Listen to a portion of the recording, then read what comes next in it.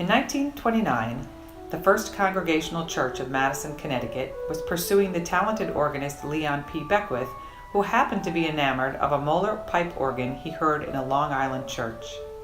Leon agreed to play for the First Congregational Church if they would install the exact same organ in Madison.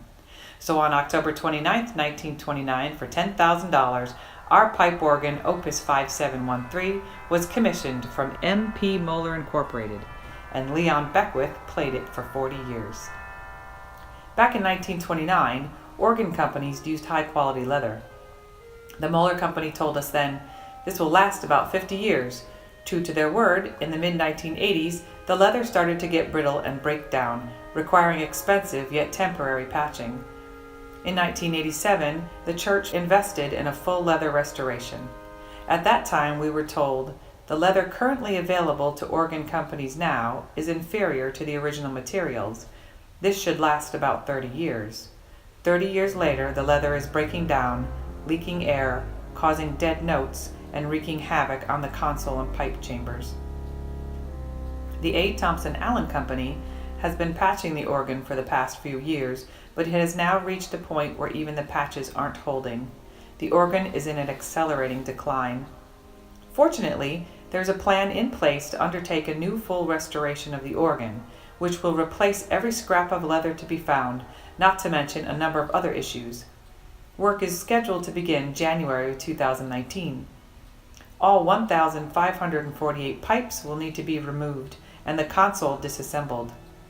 The whole process will take about a year, during which time it will still be partially functional as they work on one chamber at a time. It's extremely expensive. It requires the time and knowledge of a well-trained, experienced, specialized professional.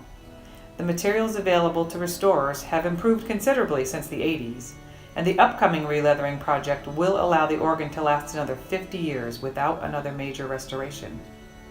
The power and beauty of a pipe organ raises our spirits, moves us to tears, brings us closer to God, can console our grief and enhance our joy. It's this particular organ that initially attracted Director of Music Ministry Nathan Bayreuther to this church back in 2005. World-class organists have played on it and continue to play it, and it has several unique features not seen on any other organ in the area. It has been valued at over $1 million for insurance purposes, and its appreciation is only going up as it gets older. It has a historical significance and is listed on the Organ Historical Society's Pipe Organ Database. Our Moller organ is worth it. It has been the primary instrument to lead music in our worship services for nearly 90 years, and the church has wisely invested in its maintenance for all that time.